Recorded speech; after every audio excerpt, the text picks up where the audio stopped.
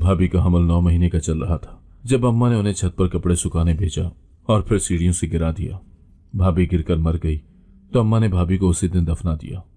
2 दिन बाद भाई तुर्की से वापस आए और भाभी की कब्र पर गए तो अंदर से बच्चा रोने की आवाज आई।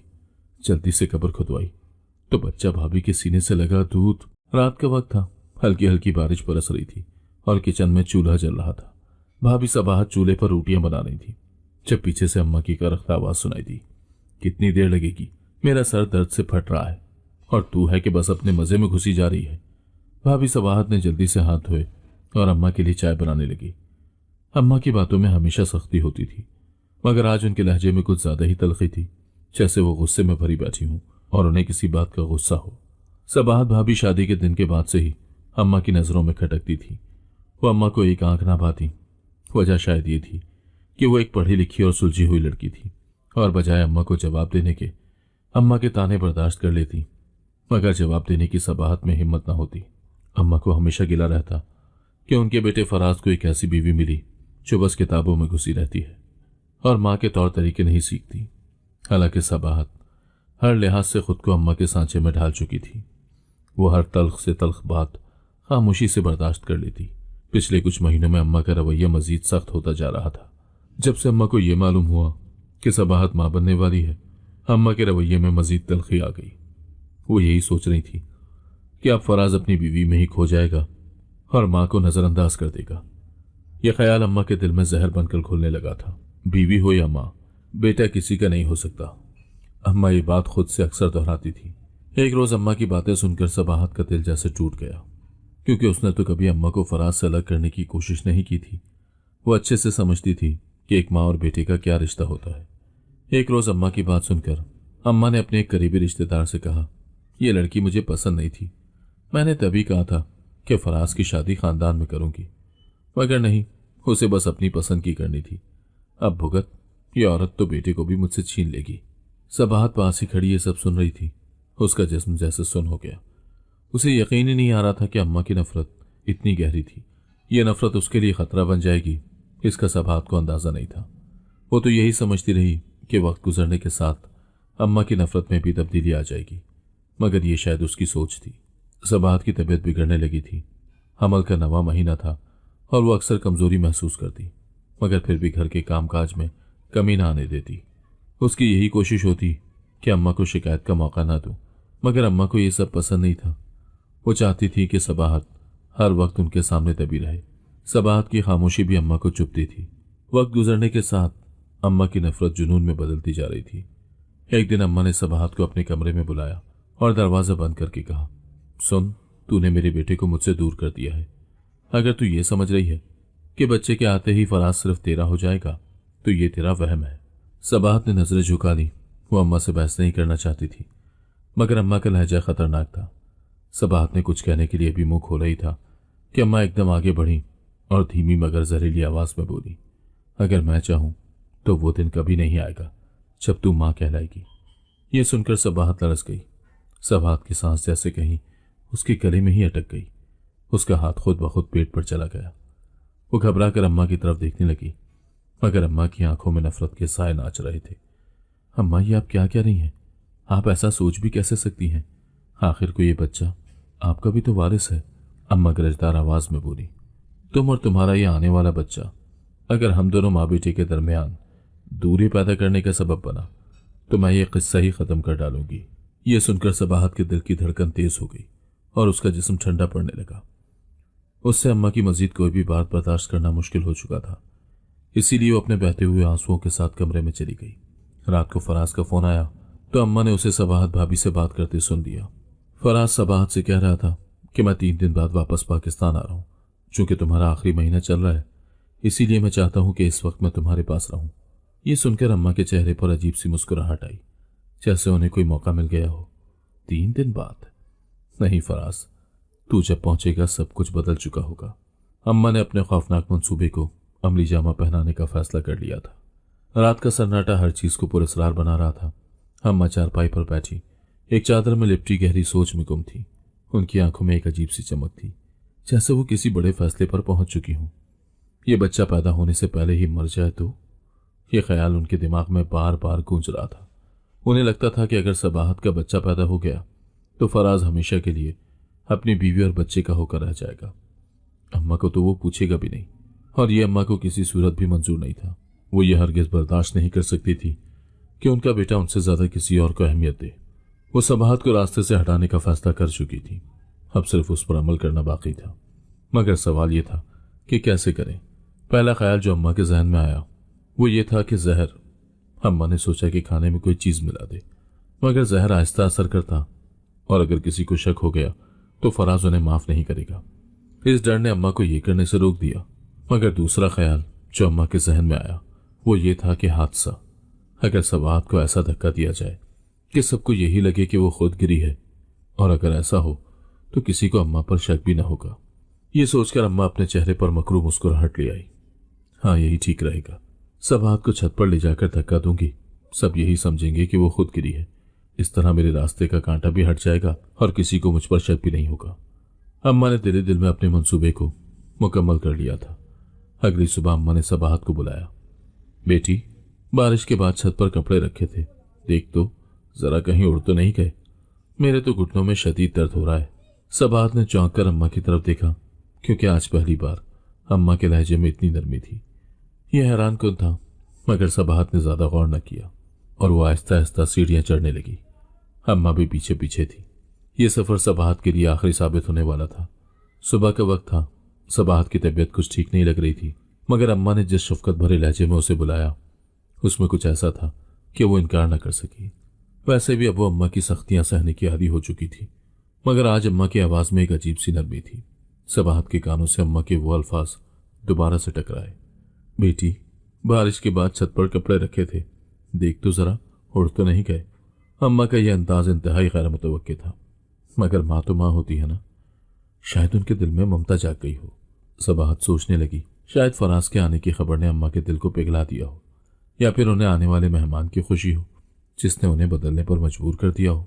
अम्मा आज तो कुछ अलग ही लग रही है, सबाहत ने दिल में सोचा और हल्की सी मुस्कुराहट के साथ आहिस्ता आहिस्ता सीढ़ियों की तरफ बढ़ने लगी।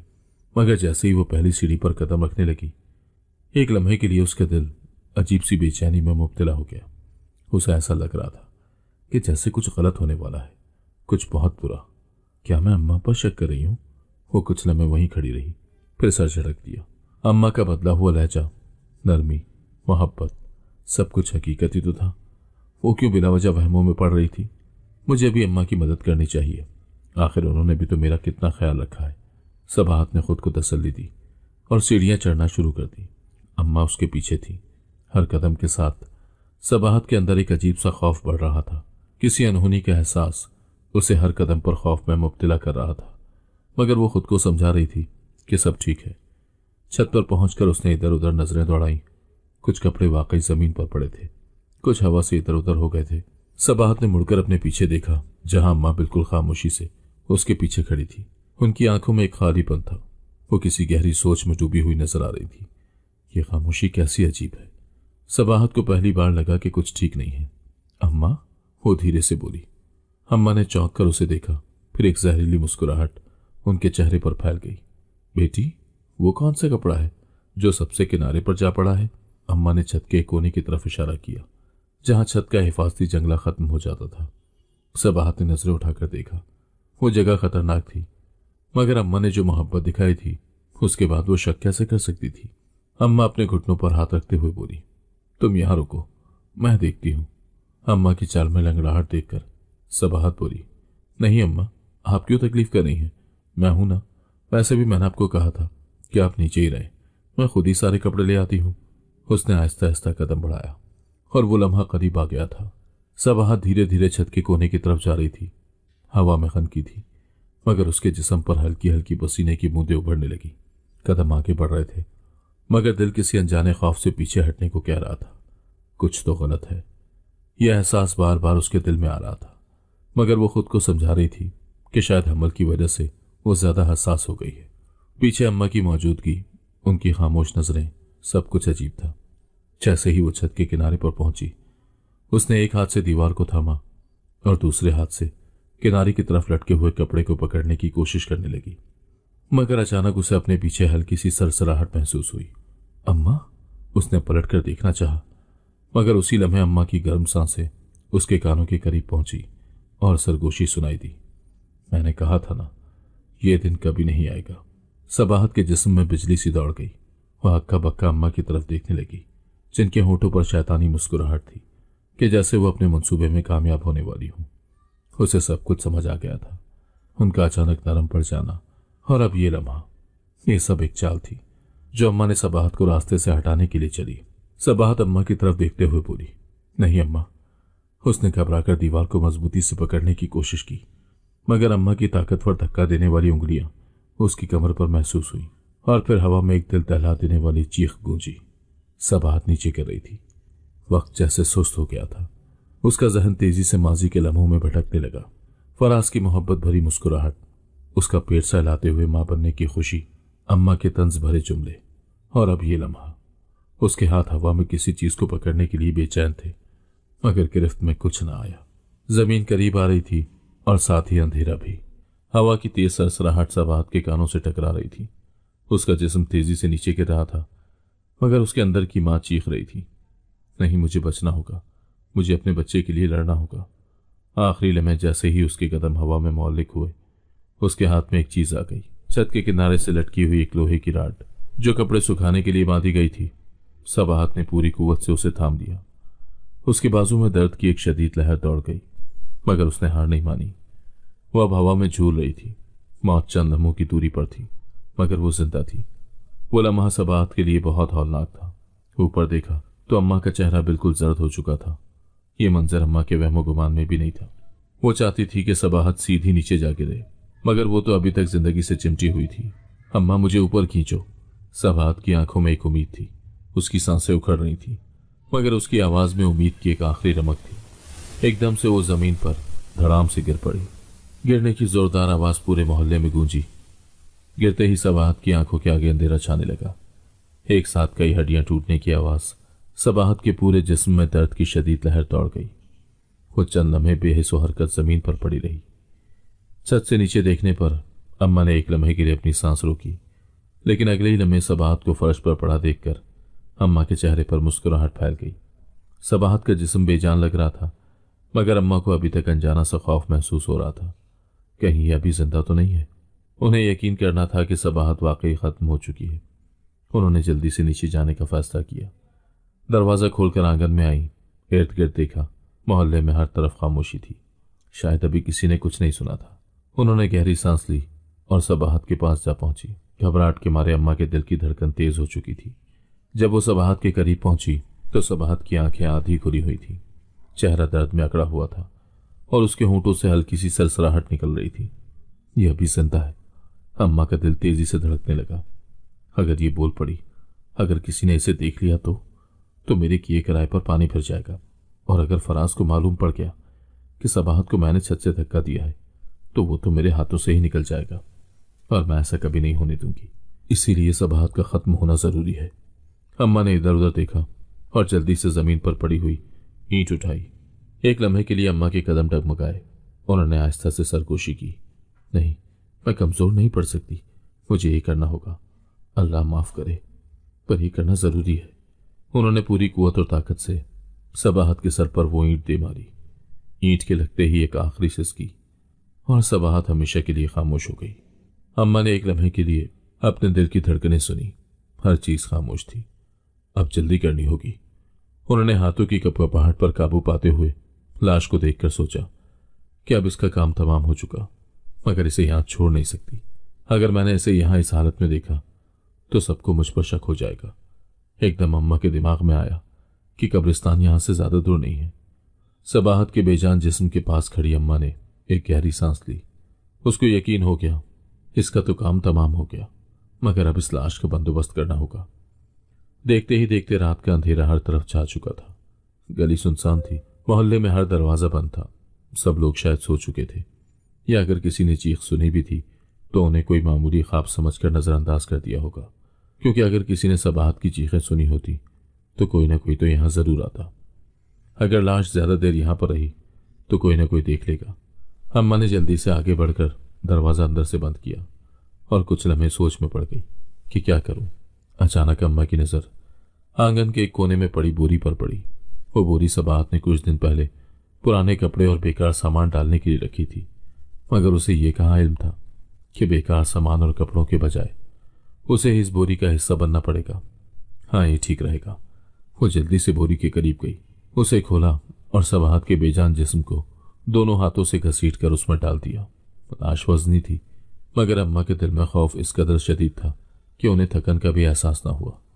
बोरी को अच्छी तरह लपेटने के बाद उन्होंने जल्दी से उसे घसीट कर सहन के कोने में रखा, जहां बड़ी पुरानी टोकरियां और लकड़ियां पड़ी थी। बस अब किसी को कुछ पता नहीं चलेगा। लेकिन अभी असल मसला यह है कि कब्रिस्तान तक मैं इस लाश को कैसे लेकर जाऊं। अम्मा के माथे पर पसीना आ गया। अगर लाश को वो फौरन दफनाने ना ले गई तो सुबह होते ही कोई ना कोई घर में दाखिल होगा और सब बर्बाद हो जाएगा। नहीं, मैं अपने किए पर पानी नहीं फिरने दूंगी। मैं सबाहत को फराज की जिंदगी से निकाल कर रहूंगी। अचानक अम्मा के दिमाग में एक तरकीब आई। यही वक्त है। उन्होंने आंगन के कोने में रखी लकड़ी की गाड़ी देखी जो फराज बचपन में इस्तेमाल करता था। वो गाड़ी बोरी को ढांपने के लिए बेहतरीन थी। जल्दी जल्दी अम्मा ने बोरी को घसीट कर गाड़ी में डाला और पुरानी चादरें और कपड़े डाले ताकि कुछ नजर न आए, और फिर खुद को संभालते हुए दरवाजा खोला। रात के अंधेरे में हर तरफ खामोशी के सन्नाटे छाए हुए थे।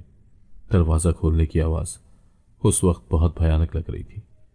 अम्मा ने गाड़ी खींचते हुए कब्रिस्तान की तरफ कदम बढ़ा दिए। रात की स्याही हर तरफ फैल चुकी थी। अम्मा के हाथ लकड़ी की गाड़ी के दस्ते पर मजबूती से जमे हुए थे और वो तेजी से कदम बढ़ा रही थी। जमीन हल्की सी नम थी। शायद शाम में कहीं हल्की बूंदाबांदी हुई थी। ये काम जल्दी करना होगा, अम्मा ने अपने आप से कहा, और रफ्तार मजीद तेज कर दी क्योंकि अम्मा जल्द से जल्द कब्रिस्तान पहुंचना चाहती थी। मोहल्ले की गलियां अंधेरे में डूबी हुई थी। हर दरवाजा बंद था, मगर अम्मा का दिल तेजी से धड़क रहा था कि कहीं कोई जाग न रहा हो। बार बार अम्मा के दिल में यह ख्याल अम्मा को खौफजदा कर रहा था। रास्ते में एक मोड़ पर पहुंचकर अचानक अम्मा को एक साया नजर आया। कौन है? एकदम अम्मा का दिल दहल गया। अम्मा आहिस्ता आहिस्ता गाड़ी को धकेलते हुए गली के कोने तक गई, मगर करीब जाकर देखा तो गली के कोने में एक कुत्ते की परछाई थी जो एक टूटी हुई दीवार के साथ बैठा था। अम्मा ने सुकून का सांस लिया, मगर उनके पैरों की रफ्तार मजीद तेज हो गई। अचानक सामने दरवाजा खुला और अंदर से एक बूढ़ी औरत बाहर निकली। अम्मा फौरन साए में दहक गई। वो उस मोहल्ले की फुप्पू सुगरा थी जो अक्सर रातों को उठकर पानी पीती थी। अम्मा ने दुआ की कि वो बाहर ज्यादा देर ना रुके, वरना अम्मा को यकीन था कि वो जरूर पकड़ी जाएगी। बूढ़ी औरत ने एक लम्हे को इधर उधर देखा, आसमान की तरफ नजर डाली, फिर आहिस्ता से बड़बड़ाई। अजीब रात है, हवा भी कुछ ज्यादा ही ठंडी है। न जाने आज मौसम में ही कैसा बदलाव है। ये कहते हुए उस बुढ़िया ने दरवाजा बंद कर दिया। अम्मा जो इसी लम्हे के इंतजार में खड़ी थी, अम्मा ने मजीद वक्त ज़ाया किए बगैर जल्दी से गाड़ी को धक्का दिया और आगे बढ़ने लगी। गलियां पार करने के बाद अम्मा आखिर कब्रिस्तान के दरवाजे के सामने पहुंच गई। कब्रिस्तान का दरवाजा पुरानी लकड़ी का था जो अक्सर दिन रात खुला रहता। अम्मा ने लकड़ी की गाड़ी को वहीं पर छोड़ दिया और अपना सांस बहाल किया, क्योंकि अब वो अपनी मंजिल के बिल्कुल सामने खड़ी थी। उन्होंने दरवाजे को धकेल कर अंदर कदम रखा। रात के इस पहर कब्रिस्तान एक खौफनाक मंजर पेश कर रहा था। अम्मा ने अपने चारों तरफ नजर दौड़ाई, जहां हर तरफ अंधेरा ही अंधेरा था। पुरानी कब्रें और कहीं कहीं झाड़ियों में हल्की हल्की सरसराहट। अम्मा का दिल जोर जोर से धड़कने लगा, मगर वो रुकी नहीं। वो जल्द अज जल्द अपने मंसूबे को अमली जामा पहनाना चाहती थी।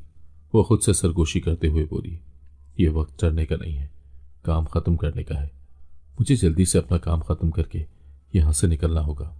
उन्होंने जल्दी से एक पुरानी कब्र के करीब गाड़ी रोकी और अपने हाथों से जमीन खोदने लगी। जमीन खोदते हुए अम्मा के हाथ मारे खौफ के कपकपा रहे थे, मगर वो अपने इरादे से पीछे हटने वाली नहीं थी। जमीन खोदते हुए अम्मा के हाथ मिट्टी से भर चुके थे, पेशानी पसीने से तर थी और सांस बेतरतीब हो रही थी। जमीन खोदते हुए उन्हें अपने पीछे जैसे किसी के कदमों की आहट सुनाई दी। अम्मा के हाथ एकदम रुक गए और वो साकत रह गई। खौफ की एक लहर थी जो अम्मा के वजूद में उठी। अम्मा ने मुड़कर पीछे देखा, मगर वहां कोई नहीं था। मुझे अपने दिल से इन तमाम वहमों को निकालकर फेंकना चाहिए और जल्द से जल्द ये सब खत्म करना चाहिए, हमेशा के लिए, ताकि आने वाले वक्त में किसी को यह पता न चल सके कि सबाहत के साथ जो कुछ भी हुआ उसकी जिम्मेदार मैं हूं। उन्होंने आखिरी बार इधर उधर देखा। कब्रिस्तान में मुकम्मल सन्नाटा था। कहीं दूर एक उल्लू बोल रहा था और दरख्तों के पत्ते हवा में सरसरा रहे थे। उस वक्त रात का वो मंजर किसी को भी खौफ में मुब्तला कर देने वाला था। अम्मा ने बोरी को दोनों हाथों से खींचा और कब्र में धकेल दिया, मगर जैसे ही बोरी कब्र में गिरी, अम्मा के कानों में एक आवाज गूंजी, अम्मा, अम्मा। अम्मा का पूरा जिस्म कांप गया। उन्होंने तेजी से पीछे मुड़कर देखा, मगर वहां कोई नहीं था। ये क्या था? अम्मा के हाथों की गिरफ्त कमजोर हो गई। क्या वाकई मैंने सबाहत की आवाज सुनी? क्या सबाहत की सांसें अब भी चल रही हैं? क्या ये सब मेरा वहम है? वो खुद को समझाने लगी कि ये सब उनके दिमाग का वहम है, मगर अंदर ही अंदर उन्हें महसूस हो रहा था कि ये इतना आसान नहीं होगा। उन्होंने जल्दी से एक बेलचा ढूंढा और बेलचे की मदद से कब्र में मट्टी डालनी शुरू की, मगर जो जो मट्टी सबाहत के बेजान जिस्म पर गिरती, अम्मा के कानों में एक मध्यम और घुटी घुटी आवाज गूंजती, अम्मा, मेरा बच्चा, मत डालिए अम्मा। अम्मा का सांस रुकने लगा, हाथ लरसने लगे। ये सब वहम है।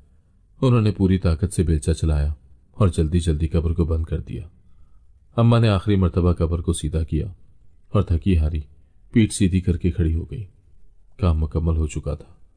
अब ये कोई जान भी नहीं सकेगा कि सबाहत कहाँ गई। अम्मा ने खुद को तसल्ली दी, मगर जैसे ही अम्मा पलटने लगी, एक ठंडी हवा का झोंका आया और दरख्तों की सरसराहट में एक बार फिर वही मध्यम सी सरगोशी सुनाई दी, माँ ये मत करो। अम्मा के पैरों तले से जमीन निकल गई। उन्होंने फौरन कदम तेज किए और कब्रिस्तान के दरवाजे की तरफ बढ़ने लगी। कब्रिस्तान के दरवाजे पर पहुंचकर अम्मा ने मुड़कर देखा और फिर कदम आगे बढ़ा दिए और कब्रिस्तान से बाहर निकल गई।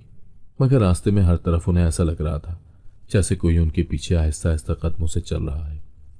ये सब मेरा वहम है और कुछ नहीं है। मगर दिल की धड़कन तेज से तेज होती जा रही थी। अम्मा कब्रिस्तान से निकलकर तेज तेज कदमों से घर की तरफ बढ़ी। रात की तारीकी उन पर अजीब सा खौफ तारी कर रही थी, जैसे कोई उनके पीछे चल रहा हो। मगर वो खुद को बार बार समझा रही थी, सब कुछ खत्म हो चुका है, अब कुछ नहीं होगा। मगर उन्हें यह मालूम नहीं था कि जो कुछ उन्होंने दफन किया था वो मुकम्मल तौर पर खत्म नहीं हुआ था। सबाहत की सांसें तो हमेशा के लिए थम चुकी थी, मगर उसका वजूद अब भी एक मासूम जान को जिंदगी दे रहा था। कब्र की गहराई में सबाहत के बेजान जिस्म के साथ एक और दिल भी धड़क रहा था, उसका बच्चा। वो बच्चा जो माँ के पेट में 9 महीने मुकम्मल कर चुका था, वो अभी भी जिंदा था। और शायद उसी बच्चे के लिए सबाहत ने कई बार जिंदगी की दुआ मांगी थी, मगर कुदरत को शायद कुछ और ही मंजूर था। जैसे जैसे वक्त गुजरता गया, बच्चे को ऑक्सीजन में कमी महसूस होने लगी, मगर माँ का जिस्म आखिरी सांसों तक उसे महफूज रखने की कोशिश कर रहा था। और फिर अचानक एक हल्की सी जुम्बिश हुई। माँ के बेजान जिस्म के अंदर एक नन्ही सी हरकत, फिर एक और झटका और एक मासूम सांस, और फिर एक धीमी सी मध्यम सी रोने की आवाज। कब्र की गहराई में एक बच्चा जिंदा था। अंधेरे में दफन वो मासूम जान आहिस्ता आहिस्ता हिलने लगी। माँ के बेजान सीने से लगा वो बच्चा दुनिया में अपनी पहली सांसें ले रहा था। और फिर कब्र के नीचे से बच्चे के रोने की एक मध्यम मगर दिल दहला देने वाली आवाज बुलंद हुई। यह आवाज जमीन के नीचे दबी हुई थी, मगर कुदरत के मुआवजे ने उसे हवा में बखेर दिया ताकि बच्चे को नई जिंदगी मिल सके। कब्रिस्तान में हर चीज खामोश थी, मगर जैसे ही बच्चे की आवाज निकली, दरख्तों की शाखें जोर से हिलने लगी। उल्लू ने जोर से चीख मारी और अचानक हवा का तेज झोंका कब्र के गिर्द गर्दिश करने लगा। कहीं दूर कब्रिस्तान के रखवाले ने चौंक कर कान लगाया। ये कौन रो रहा है? उसके रोंगटे खड़े हो गए। रात के इस पहर कब्रिस्तान में किसी बच्चे की रोने की आवाज। या अल्लाह, ये कैसी आफत है। वो जल्दी से अपनी लालटेन लेकर कब्रों की तरफ दौड़ा ताकि जान सके कि आवाज किस तरफ से आ रही है। कब्रिस्तान के रखवाले बशीर चचा की कदम तेजी से कब्रों के दरमियान पड़ रहे थे। घबराहट और खौफ के मारे बशीर चचा के हाथ में पकड़ी लालटेन कब्रिस्तान में जमीन पर गिर गई। मगर चचा बशीर जैसे ही लालटेन उठाने के लिए झुका, एकदम चचा के कानों से बच्चे के रोने की आवाज दोबारा टकराई। चचा बशीर का दिल जोर जोर से धड़क उठा। वो तजस्सुस से इधर उधर देखने लगा कि आखिर रात के इस पहर बच्चे के रोने की कब्रिस्तान से आवाज कैसे आ सकती है। ये कैसे हो सकता है? कब्र से बच्चे के रोने की आवाज, और वो भी इस सरतरीन रात में। बशीर चचा ने कान लगाकर सुना। आवाज वाकई किसी बच्चे की लग रही थी। वो तेजी से आगे बढ़ा, मगर जैसे ही वो कब्र के करीब पहुंचा, उसके कदम एकदम थम गए। या अल्लाह, ये कौन सी कब्र है? चचा बशीर पागलों की तरह अपने इर्द गिर्द देख रहा था ताकि वो उस कब्र को ढूंढ सके, जहां से बच्चे की रोने की आवाज मुसलसल आ रही थी। कुछ दूर जाकर उसके कदम एक कब्र के पास रुक गए। कब्र नहीं थी, मट्टी अभी भी ताज़ा लग रही थी, जैसे कि अभी किसी को इस कब्र में दफन किया गया हो। वो थोड़ा और करीब हुआ तो एक सर्द हवा का झोंका आया, जैसे कोई उसे रोकना चाहता हो कि वो कब्र के करीब मत जाए। बशीर चचा के माथे पर इस शदीद सर्दी में भी पसीना आ गया। क्या मुझे ये कब्र खोदनी चाहिए? अगर ये कोई आसिफ हुआ तो? नहीं, मुझे सुबह का इंतजार करना चाहिए। बशीर चचा वापस जाने के लिए मुड़ा, फिर वापस कब्र के पास आकर खड़ा हो गया। वो चंद लम्हे वहीं खड़ा रहा। उसके दिल में खौफ था, मगर रहम भी था। अब बच्चे के रोने की आवाज वक्फे वक्फे से आ रही थी। अगर यहाँ वाकई कोई बच्चा है तो वो ज्यादा देर तक जिंदा नहीं रह सकेगा, मगर अकेले कब्र खोदने की हिम्मत उसमें नहीं थी, क्योंकि हर तरफ अंधेरा होने की वजह से चचा बशीर के दिल की धड़कन बेतरतीब हो रही थी। या खुदा, अब मैं क्या करूं? क्या इस बच्चे को इसके हाल पर छोड़ दूं? अगर मैंने इसे कब्र में छोड़ दिया तो मुमकिन है सुबह तक इसकी सांसें इससे जुदा हो जाए। नहीं, मुझे जो भी करना है जल्दी करना होगा। बशीर चचा कुछ भी सोचे समझे बगैर जल्दी से भागता हुआ कब्रिस्तान के करीब बनी अपनी छोटी सी झोंपड़ी में गया। वहां से अपने 2 शागिर्दों को अपने साथ लिया। जल्दी चलो, एक कब्र से रोने की आवाज आ रही है। दोनों नौजवान हैरत से उसे देखने लगे। उनमें से एक बोला, चचा जरूर तुम्हें कोई वहम है, वरना रात के इस वक्त यहाँ कब्रिस्तान में मुर्दों के सिवा कौन हो सकता है? और वैसे भी रात के इस पहर कब्र खोदना ये तो नहुसत है। उनमें से एक ने कांपती हुई आवाज में बोला, अगर हमने देर की तो शायद बहुत देर हो जाए। बशीर चचा ने कहा, और तीनों बेलचे लेकर तेजी से वापस कब्र की तरफ बढ़े। चचा बशीर ने बिस्मिल्लाह पढ़कर बेलचा जमीन पर मारा। जैसे ही पहली बार मट्टी हटी, बच्चे के रोने की आवाज वाज़ेह होने लगी। ये वाकई किसी इंसान की आवाज है। चचा बशीर के दोनों शागिर्द भी खौफजदा मगर मुतजस्सिस हुए। खुदा का वास्ता चचा, जल्दी खोदो। चचा बशीर और उसके शागिर्दों को ज्यादा मुशक्कत न करना पड़ी। कुछ मट्टी हटाने के बाद उन्हें एक बोरी नजर आई। उन्होंने जल्दी से बोरी खोली और जैसे ही बोरी का कपड़ा हटाया, एक लम्हे के लिए वो तीनों साकत रह गए। बशीर चचा बोला, मेरी जिंदगी में यह पहला वाकया है कि एक जिंदा बच्चा मां के बेजान जिस्म से लिपटा हुआ है, और वो भी कब्र के अंदर। दूसरी तरफ जैसे ही फराज तुर्की से घर पहुंचा तो वो बहुत खुश था। अम्मा से मिलने के बाद उसकी नजरें सबाहत की मुतलाशी थी। अम्मा ने गमज़दा शक्ल बनाई हुई और अफसोस भरे लहजे में कहा, फराज, तुम जिसे ढूंढ रहे हो वो हमें हमेशा के लिए छोड़कर चली गई। फराज दुख और हैरत के मिले जुले तासुरात लिए अम्मा की तरफ देखने लगा। अम्मा दुपट्टे के पल्लू से अपने आंसू पोंछते हुए बोली, हाँ बेटा, मैं सच कह रही हूँ, सबाहत हमें छोड़कर चली गई। फराज को एक लम्हे के लिए तो यकीन न आया, मगर कैसे? अभी कल ही तो मेरी उससे बात हुई थी, उसने कहा था कि वो बिल्कुल ठीक है, तो फिर ये सब कैसे हुआ? वो रात को छत पर कपड़े लेने गई थी। मैंने तो उसे बहुत रोका कि मत जाओ, मैंने बहुत कोशिश की, मगर वो। अम्मा ने आंखों पर हाथ रखा, मगर फराज को अम्मा की बात में कुछ अजीब सा लगा। और बच्चा, मेरा बच्चा? फराज ने बेचैनी से पूछा। अम्मा फराज से नजर चुराती हुई बोली, बेटा वो भी नहीं बच सका। फराज के कदमों तले से जमीन निकल गई। उस पर तो जैसे कयामत टूट पड़ी। वो अपने होशो हवास से बेगाना चीखने चिल्लाने लगा।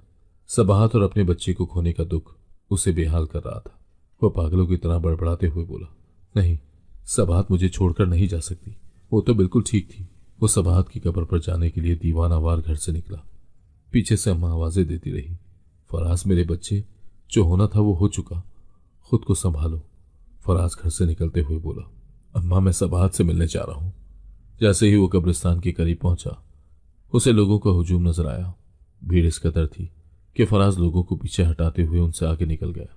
जब वो करीब पहुंचा तो सामने बशीर चचा और उसके 2 शागिर्द बोरी के करीब खड़े थे और एक बच्चा मुसलसल रो रहा था, मगर किसी में इतनी हिम्मत नहीं थी कि वो आगे बढ़कर बच्चे को उठा ले।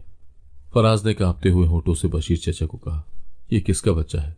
बशीर चचा बोला, पता नहीं बेटा, ये ताज़ा कब्र है, न जाने रात को कौन कब्रिस्तान आया। मैंने और मेरे शागिर्द ने बच्चों के रोने की आवाज़ सुनकर इस कब्र को खोदा तो ये लाश बोरी के अंदर थी। फराज डगमगाते हुए कदमों से बोरी के करीब गया। एक सर्द हवा का झोंका आया। सबाहत के चेहरे से कपड़ा हटा।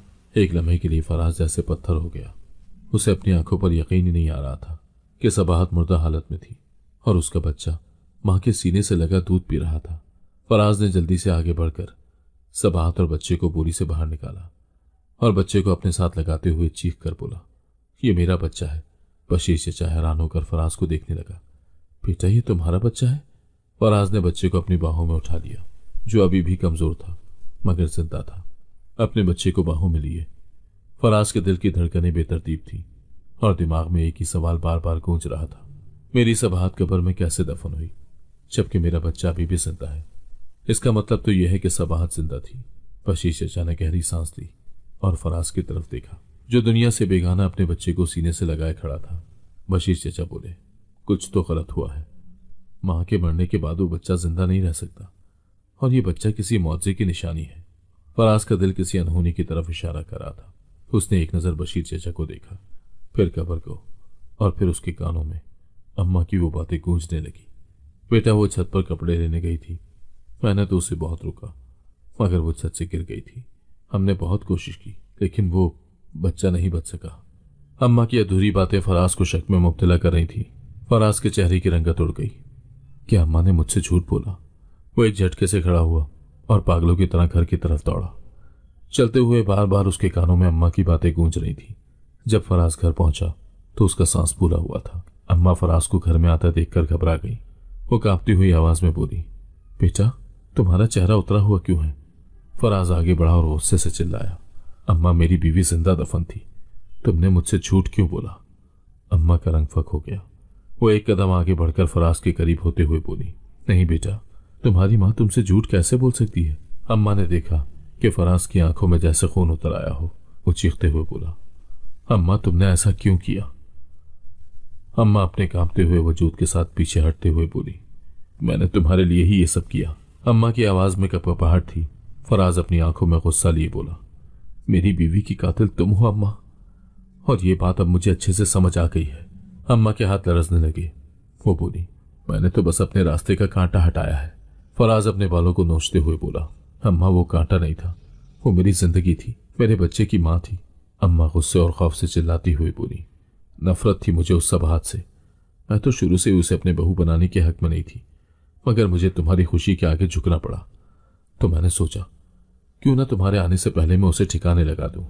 इसीलिए मैं उसे कपड़ों के बहाने छत पर ले गई और वहां से मैंने उसे धक्का दे दिया। वो बेबसी से बोला, अम्मा, तुमने अच्छा नहीं किया। तभी दरवाजे पर दस्तक हुई। पुलिस आ चुकी थी। बशीर चचा ने सब कुछ पुलिस को पहले ही बता दिया था। पुलिस अंदर आई, अम्मा को गिरफ्तार कर लिया। अम्मा चिल्लाती रही मगर अब कुछ नहीं हो सकता था। बेटा, मैंने ये सब कुछ तुम्हारे लिए किया। अम्मा चीख रही थी मगर फराज ने पीछे मुड़कर भी नहीं देखा, क्योंकि अपनी बीवी को खोने के बाद उसमें अपनी मां को खोने की हिम्मत ही नहीं थी। उसने अपनी मां से मुंह मोड़ लिया। सबाहत की मौत के बाद फराज की दुनिया अंधेरी हो चुकी थी। कई साल बाद फराज एक पार्क में अपनी बेटी के साथ बैठा था। बच्चा हंसता हुआ उसकी गोद में आकर बैठा। बाबा, क्या मेरी मम्मा बहुत खूबसूरत थी? फराज ने आसमान की तरफ देखा। एक आंसू उसकी आंखों से निकल आया, मगर इस बार उसकी मुस्कुराहट भी साथ थी। हाँ बेटा, वो दुनिया की सबसे खूबसूरत औरत थी, मगर शायद उसका और तुम्हारे बाबा का साथ बहुत कम वक्त के लिए था। मगर उसके साथ बीते हुए वो खूबसूरत पल अब भी तुम्हारे बाबा के साथ है और हमेशा रहेंगे, एक अच्छी याद की तरह।